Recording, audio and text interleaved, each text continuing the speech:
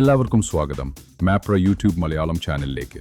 പുതിയ വാർത്തകളും വിശകലനങ്ങളും ഉടനടി അറിയാൻ ഞങ്ങളോടൊപ്പം തുടരൂ.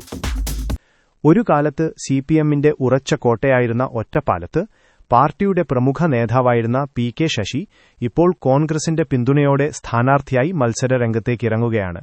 പാർട്ടിയിൽ നിന്നുള്ള പുറത്താക്കലിനും വിവാദങ്ങൾക്കും ശേഷമുള്ള ഈ അപ്രതീക്ഷിത രാഷ്ട്രീയ മാറ്റം മണ്ഡലത്തിലെ തെരഞ്ഞെടുപ്പ് ചിത്രത്തെ ആകെ മാറ്റിമറിച്ചിരിക്കുകയാണ്.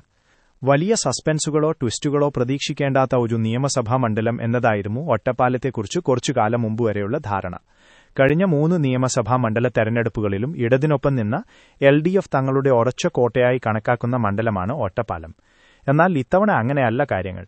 കേരളമൊട്ടാകെ ഒറ്റപ്പാലം മണ്ഡലത്തിലെ തെരഞ്ഞെടുപ്പ് ഉറ്റുനോക്കുകയാണ്. പാലക്കാട്ടെ സിപിഎമ്മിന്റെ മുഖമായി നിന്ന് പല പ്രതിസന്ധി ഘട്ടങ്ങളിലും പാർട്ടിക്കൊപ്പം നിന്ന പി.കെ. ശശി ഇത്തവണ സ്വന്തം മണ്ഡലമായ ഒറ്റപ്പാലത്തെ കോൺഗ്രസ് സ്ഥാനാർത്ഥിയാണ്. കഴിഞ്ഞ ഒരു മാസം മുൻപുവരെ പിണറായി വിജയൻ പിതൃതുല്യനാണെന്നും സിപിഎം വിടുന്നതിനെക്കുറിച്ച് ആലോചനയില്ലെന്നും പറഞ്ഞ ആളാണ് പി.കെ. ശശി. എന്നാൽ തെരഞ്ഞെടുപ്പ് വരുമ്പോൾ കോൺഗ്രസിന്റെ സ്ഥാനാർത്ഥിയുമാണ് അദ്ദേഹം. രാഷ്ട്രീയ ജീവിതം. ഹൈസ്കൂളിൽ പഠിക്കുന്ന കാലം തൊട്ട് SFIയിലൂടെ സജീവ രാഷ്ട്രീയത്തിൽ പങ്കാളിയാണ് പി.കെ. ശശി.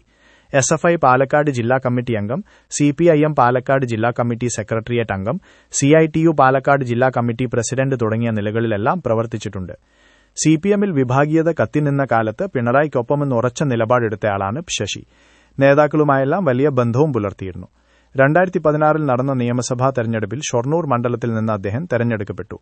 എന്നാൽ ഇതിനിടെ 2018 ഉണ്ടായ ഒരു സംഭവമാണ് പി.കെ. ശശിയുടെ രാഷ്ട്രീയ ജീവിതമാകെ മാറിമറിയാൻ കാരണമായത്. മണ്ണാർക്കാട്ടെ ഒരു DYFI വനിതാ നേതാവ് ശശിക്കെതിരെ ലൈംഗിക പീഡനാരോപണം ഉന്നയിച്ചു. ഇത് കേരളം മുഴുവൻ ചർച്ച ചെയ്യപ്പെട്ട വലിയ സംഭവമായി മാറി. താൻ നിരപരാധിയെന്ന് ശശി പല ആവർത്തി പറഞ്ഞെങ്കിലും വിവാദമായ വിഷയത്തിൽ പാർട്ടിയും പ്രതിരോധത്തിലായി. തുടർന്ന് ശശിയെ പാർട്ടിയിൽ നിന്ന് സസ്പെൻഡ് ചെയ്യണമെന്ന തീരുമാനം കേന്ദ്ര കമ്മിറ്റിയും ശരിവെക്കുകയായിരുന്നു. എന്നാൽ ഈ സംഭവത്തിന് ശേഷം പതിയെ അന്തർമുഖനാവുകയായിരുന്നു പി.കെ. ശശി. പാർട്ടിക്കുള്ളിൽ തന്നെ കൊണ്ട് അവസാന കാലത്ത് അദ്ദേഹം ടൂറിസം വകുപ്പിന് കീഴിലുള്ള KTDC ചെയർമാനായും സേവനമനുഷ്ഠിച്ചു. അതിനിടയിലും പാർട്ടിയിൽ നിന്നൊരകലം അദ്ദേഹം പാലിച്ചിരുന്നു. കഴിഞ്ഞ ഒരു മാസക്കാലത്തിനിടയ്ക്കാണ് ശശിയുടെ ജീവിതത്തിൽ വലിയ ട്വിസ്റ്റുകൾ പലതും സംഭവിക്കുന്നത്. ഇക്കഴിഞ്ഞ മാർച്ച് 5 പാലക്കാട് നടന്ന വിമത കൺവെൻഷനിൽ പങ്കെടുത്തതിന് തൊട്ടുപിന്നാലെ അദ്ദേഹത്തെ പാർട്ടിയുടെ പ്രാഥമിക അംഗത്വത്തിൽ നിന്ന് പുറത്താക്കിയിരുന്നു. സിപിഎമ്മിലെ അസംതൃപ്തരുടെ കൂട്ടായ്മയാണിതെന്നും ആത്മാഭിമാനമുള്ള വിപ്ലവകാരികളുടെ കൺവെൻഷൻ പാലക്കാട് ജില്ലാ സെക്രട്ടറി EN സുരേഷ് ബാബുവിനെതിരെ നടത്തിയ രൂക്ഷ വിമർശനവും രാഷ്ട്രീയ കേരളത്തിൽ വലിയ ചർച്ചയായി. പിന്നീട് ഇരുവരും തമ്മിൽ നടന്ന വാഗ്വാദങ്ങൾക്കും കേരളം സാക്ഷിയായി. പാർട്ടി ഭിന്നിച്ചു പോവുകയാണ്. പാർട്ടി കൂടുതൽ ശോഷിച്ചു വരികയാണ്. ഈ അവസ്ഥയിൽ പാലക്കാട് ജില്ലയിൽ പ്രത്യേകമായ ശ്രദ്ധ വേണ്ടേ? ഇവിടെ ഇടപെടണ്ടേ? സംസ്ഥാന സെക്രട്ടറി ഇടപെടണ്ടേ? Thank you.